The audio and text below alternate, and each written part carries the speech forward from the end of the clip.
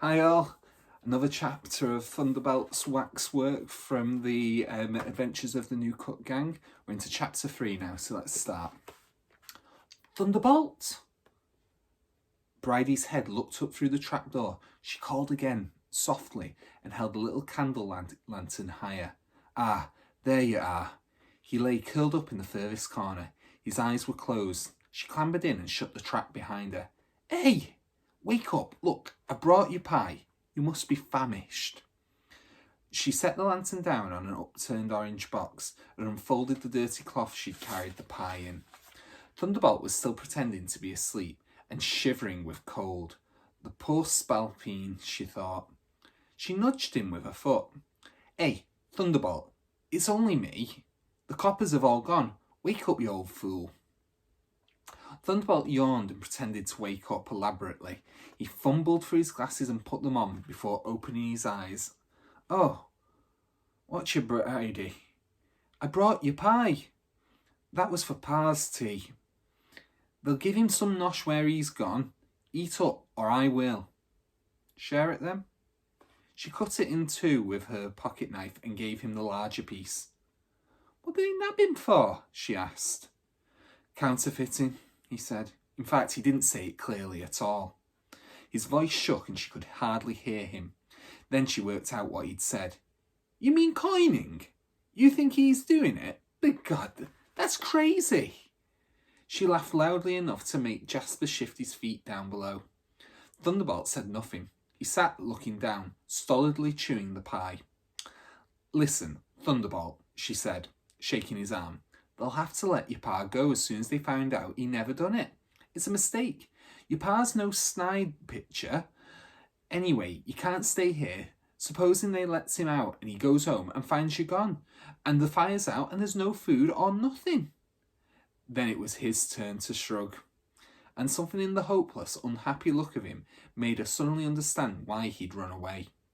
Well, anyway, she said after a moment, pile the hay over you. That'll keep you warm. I won't leave the lantern, because you're a clumsy devil at the best of times, and you'd set the place alight. You've got old Dippy there for company. He's better than a watchdog, if you ask me. One squint at him, and the boldest murderer'd take to his heels. And you've got half a pie inside you, so you won't starve till breakfast time. Go to sleep now, and I'll bring you a can of milk in the morning. You won't tell anyone I'm here, he muttered. You mean Ma? Sure I won't. If she knew where you were, she'd have you out by the ear and upstairs with us lot in half a shake. You're better off out of it. But I'll tell Benny and the others. This is a gang matter now. Next morning was cold and damp. The gang should have been at school, but most of them regarded the school board as the slow-witted opponents in a delightful game and played hooky at the slightest opportunity. Bridie intercepted Benny on his way out of his father's tailor's shop. He was outraged when he heard what happened. Bridie had to thump him before he'd calm down and listen. Will you stow your noise? Of course the man's innocent, and someone else is passing the fakes, but Thunderbolt thinks his father's guilty. Benny stopped at once. They were on the corner of Crowquill Walk and Hopton Street, at the edge of Lower Marsh territory, and Crusher Watkins and two of his pals were ambling along schoolwards on the other side of the road. They yelled out some coarse remark, but Benny didn't even hear it. He what? I could tell, because Mr Dobney could be the forger, see. He got all the right bits and pieces in that basement, and he knows all about metalwork and so on. I don't believe it, said Benny, and nor should Thunderbolt. Let's go and... There's no point in saying what he should or shouldn't believe, Bridie said impatiently. Poor fella, he's only got his pa. He thinks the world of his pa. You can't trust him any more. Benny was a passionate, generous boy, and he saw what Bridie meant. Right, he said, right, I'm angry now. We gotta get some justice. We gotta do some detecting. Only the previous summer, Benny had done a job for Mr Sexton Blake, the great detective. It'd only been a matter of taking a message to someone and bringing back the reply, but Mr Blake had given him £50 and told him he was a sharp lad. For the next 2 weeks, the gang made life a misery for every adult in the New Cut. detecting like frenzy until they saw the Texas cowboy lasso artist at the music hall. Anyway, and took to rope twirling instead. But that detecting had been kids' stuff. This was real. First go off, said Benny. We'll go and see Dippy. They tracked him down at the market, where he was buying a sack of chestnuts. How'd you get on at the Waxworks? Am I on display yet? He said. Not quite, said Benny. Listen, Dippy, you still got that snide sixpence? Yeah, got it here somewhere. The old man fumbled his waistcoat pocket. I'll give you half a penny for it, said Benny. This is evidence, this is. The old man was pleased to make something out of the deal, and then the costermonger nearby said, I've got one and all. Want to buy that? Before long, Benny had 2 more snide sixpences and a snide shilling, and he ran out of money to buy them with. When they catch the geezer as done 'em, the costermonger said, they ought to chop his head off. Taking money out of people's mouths? If it was good enough for Charles I, it'd be good enough for him. We'll see about that, said Benny. Half an hour later, the whole gang was sitting around the orange box in the stable loft. Bridie had brought a can of milk for Thunderbolt, as she'd promised, and Benny contributed a bagel, and Sharky Bob offered a second-hand humbug, which was so extraordinarily generous that Thunderbolt felt he had to accept it. Right, said Benny. First, we've got to examine the evidence. He hauled out the coins he'd acquired, which had become jumbled up in his pocket with the rest of the debris there. A piece of chalk, a magnet with several nails stuck to it, a box of lucifer matches, another box containing a peculiar worm which hadn't moved for several days, a genuine Giselle bullet, a bit of mirror with the edges bound with sticky tape for looking round corners, with a badly scratched lens for examining footprints and blood stains and lighting fires, and a ragged handkerchief the colour of mud. He laid the coins out in a row, all shiny, all extremely real looking, and each of them somewhere marked with a tooth bite, showing that they'd made of soft metal and not proper silver. The first clue, he said, is that they all come from round here, from Dippy in the market mostly. I got some from the butcher, said Thunderbolt. He said it without thinking, and then realised that he might be incriminating his father. But it was too late. He told me about Stamper Billings. Who? Said Bridie. He was a snide pitcher, said Thunderbolt. He lived around the New Cut a long time ago. His stuff might be around somewhere still, said Benny. His tools and that. We ought to find out where he lived. And then we ought to find out where these uns are being put in circulation. We know there's a lot round here, but is there any round Lower Marsh? Or further off like the Elephant and the Castle or Lambeth Walk? Because they might not be coming from here at all. So what we got to do is spread out all around Lambeth and find out where there's been snide coins uttered. Only don't say uttered. There's no point using words if you have to explain what they mean each time you say them. Just find out how far it goes, and then come back and we'll work out where the centre of it all is. Then what? Said Bridie. Then we'll know, of course, and we'll be able to clear Thunderbolt's path. Thunderbolt had become very red. He looked down at the dusty floor and poked a wisp of straw through a crack in the boards. Right, said Bridie. We'll do that. Me and Sharky'll go down the Elephant. I likes elephants, said Sharky Bud. You ain't never ate an elephant, said Bridie. I bet he could, said Benny, and we'll get the rest of the gang to help and all. We'll get the Peretti twins and... No, said Thunderbolt desperately. Bridie shook her head, and Benny said, no, maybe not. So you and Sharky's going down to the Elephant, and I'll do up Waterloo, and Thunderbolt can do round Lime Tree Walk, and we'll all meet back here at 4 o'clock. He and Bridie and Sharky Bob swarmed down the ladder and hurried off in their different directions. Thunderbolt went more slowly. He was reluctant to go into the street because he felt that everyone who looked at him would know that he was the son of a felon. And such a mean felony. If it had been a grand swashbuckling felony like piracy on the high seas, it wouldn't have been so bad, but counterfeiting sixpences was a low, sneaking, snivelling sort of crime, and it only hurt poor people too. Thunderbolt felt bleak with misery.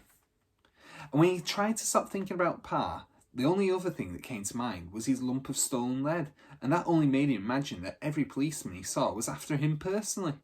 The lump of lead expanded in his mind to the size of the Rock of Gibraltar.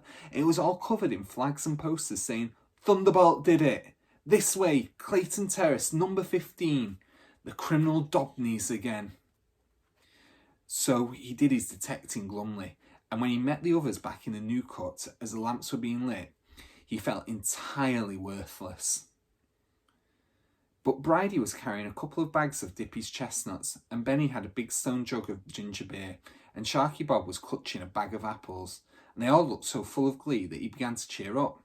Seeing Benny eating one of the apples, he began to feel hungry too.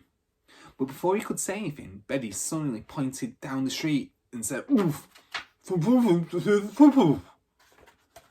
Wiping apple off his glasses, Thunderbolt looked where Benny was pointing. Someone, a little skinny man in a rat catcher's cap, was sneaking out of the stable yard gate and trying unsuccessfully to conceal what he was carrying. The waxwork dummy, Benny's masterpiece, the portrait of Dippy Hitchcock. "Oi! Stop, thief! Come back!" The little man looked over his shoulder in alarm. Seeing 4 determined children charging towards him, he gave a yelp and tried to run. But the dummy's dangling legs got between his feet and tripped him up. As he rolled over on the muddy pavement, squealing with panic, the dummy's flailing arms wrapped themselves around him, so it looked as if he were being attacked by a monster from a nightmare. Passers-by stopped to gape. Hearing the shouts, people looked across from the market. Stalls came to the door of the Rose and Crown, opened windows and stared. A group of idle layabout dogs appeared from nowhere to surround the thief and the dummy, barking with joy, just like children round a fight in the playground. An elderly cab horse shied nervously. The little man struggled free just as the gang arrived, scrambled to his feet and fled. Benny was all for chasing him and making a citizen's arrest, but Bridie held him back. "Never mind him," she said. "We've still got the dummy." "Not all of it," said Thunderbolt, lifting it up out of the reach of the dogs. At some stage, its nose had come off, and a terrier called Ron was eating it gleefully. When they realised what he'd got, the other dogs wanted some too, and Ron took the nose and fled. And less than a minute later it had started, all the excitement was over. Carrying the dummy between them, the gang went back into the stable yard, indignant at the dishonesty of adults. "Shocking," said Bridie. "I'm really disturbed." "Or to hang him at least," said Benny. "You can't trust anyone." He tenderly removed the dummy's head, smoothing over the edges where the nose had come off, shoving the blood alley back into its socket, removing bits of grit and mud from the cheeks. "He must have been out of these art thieves," he said. "They pinch pictures and statues and fancy china and stuff. Then they flog it to museums or rich Americans bound to be an art thief." Bridie was last in. She was watching the curious behaviour of a foreign-looking man who'd seen the escape of the thief and the rescue of the dummy. He was peering closely at the ground where the thief had fallen over and bending down to pick up something too small to see before putting it in an envelope, tucking it securely in his waistcoat pocket. She thought, and followed the others in. "He looks better without his hooter," she said, examining the damage. "More friendly." "What are you talking about?" said Benny. "He looks horrible. He looks as if he's been attacked by a lion. How'd you like it if your nose was ate off?" "It wasn't a lion anyway. It was old Ron from the fish shop," said Thunderbolt. "He don't look too bad. Dig a lump out the back of his neck to make another schnoz and cover the hole with his cap. He's just a bit dusty, that's all." Slightly repaired, the dummy was propped up in his usual spot near the skylight, and the gang settled down around the orange box. The candle lantern glowed on the apples and the chestnuts as they were divided and devoured as the ginger beer went rounds and was emptied. And then Bridie gave Sharky a giant humbug to keep him quiet, and they began to report. "I went up Blackfriars Bridge way and crossed the river," Thunderbolt said. "There's hardly any over the other side, but lots on this. Then I went down Lime Tree Walk and I got talking to this old beggar man. He told me about snipe pitching. It's not making the coins that's hard, it's passing them out.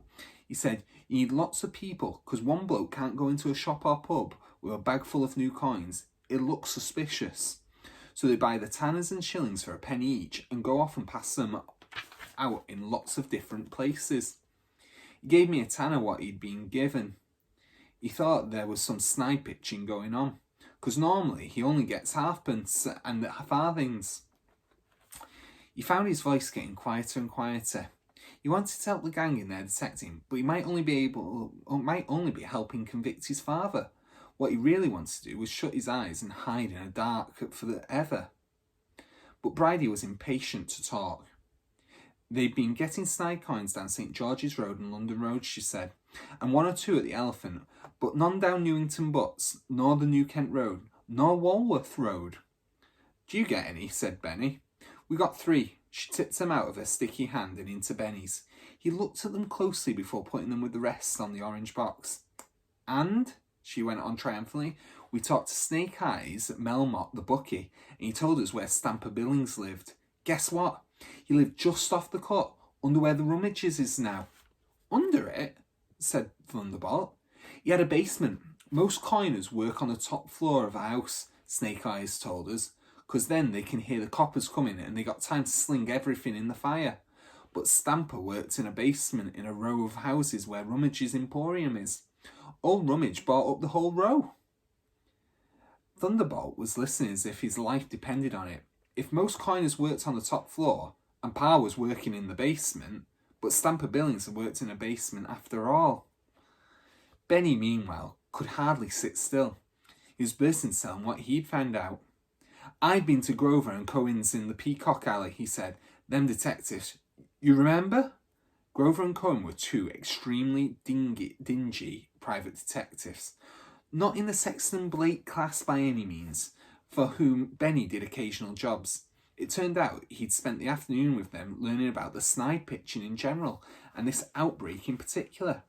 But they didn't know much, he said. Of course, I had to promise to do a job for 'em. They've got to find an old lady's cat what's done a bunk. But I know where to find plenty of cats that won't take long.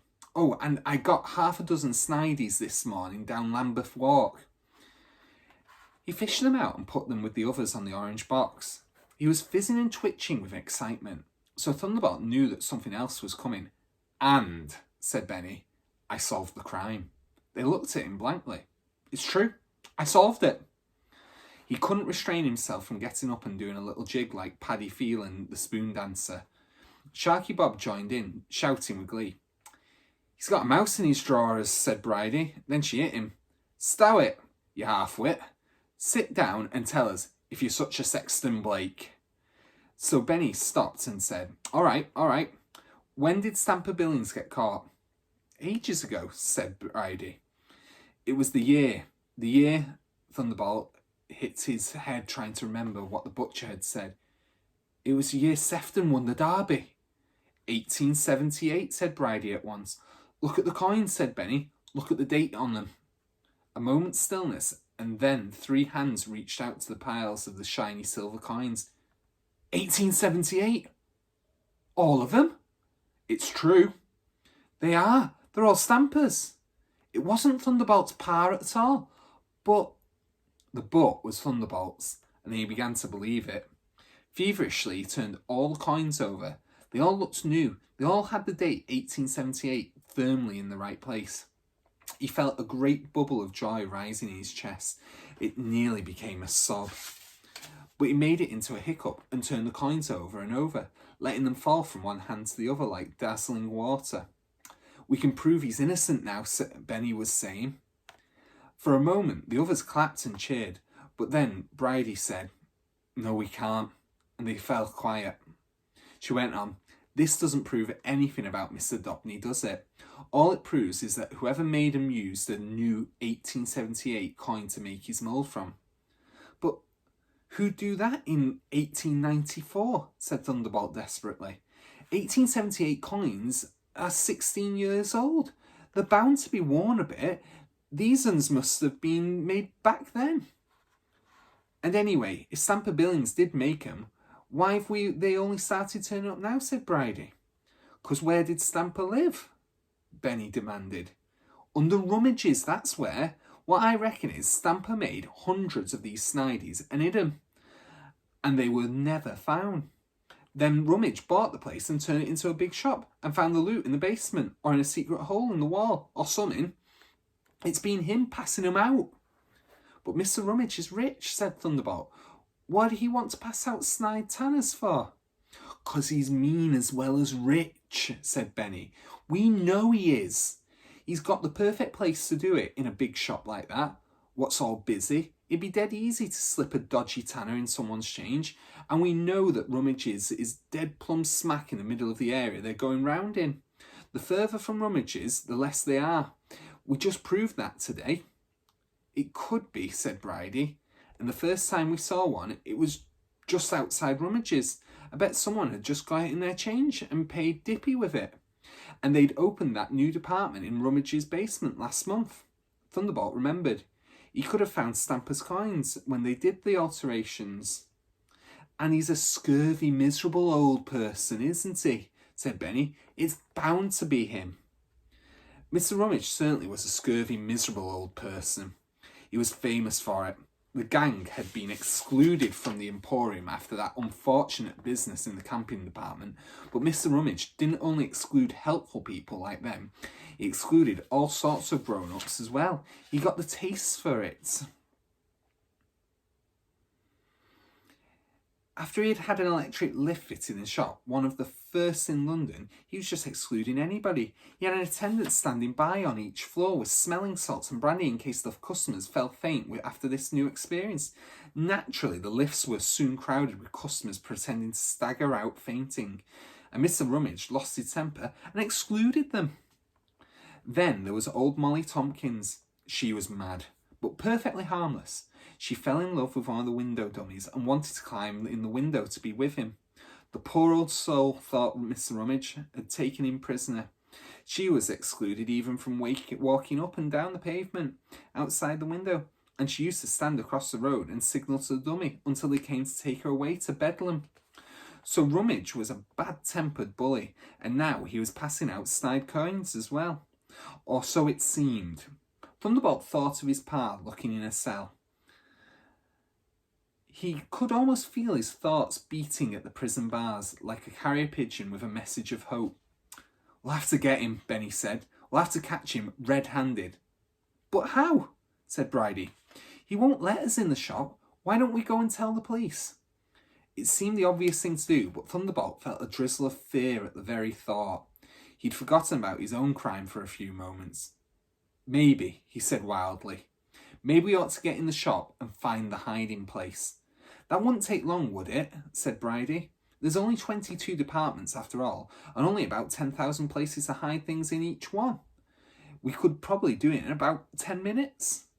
Well, Thunderbolt began, but Benny held up his hand and said, Shh! They all fell still. Benny tipped over to the trap door and crouched to listen. Then he looked up. There's someone down there, he whispered. A spy. They looked at one another with a nameless thrill, shivering its way up their backs. Silently, each of them picked up a weapon, a catapult, a bit of stick, a clasp knife, anything that came to hand, and resolved to sell themselves dearly. Jasper was moving about restlessly below, and then into the stillness came a creak. It was a familiar creak. It was the sound the 15th rung of the ladder made. The intruder was nearly at the top. Thunderbolt, Bridie and Benny tiptoed in utter silence to the trapdoor. Sharky Bob scowled fearlessly from the orange box. A draught from somewhere made the flame in the little lantern quiver, and the shadows flapped around the loft like great dark flags. Beneath the trapdoor they could hear a scratching and scrabbling sound as the intruder fumbled for the bolt. He was muttering too, and in a foreign language. Thunderbolt thought it might be French. He made out the words, Morbleu, que diable ont-ils fait avec leur... Ah, voilà! The bolt slid open. The trapdoor lifted, and there in the guttering lantern light was the face of a stranger. He had a little pointed beard, and a neat pearl hat and kid gloves, and whatever he expected to see, it wasn't a ring of fierce faces glaring down, an array of dangerous weapons all pointed at him.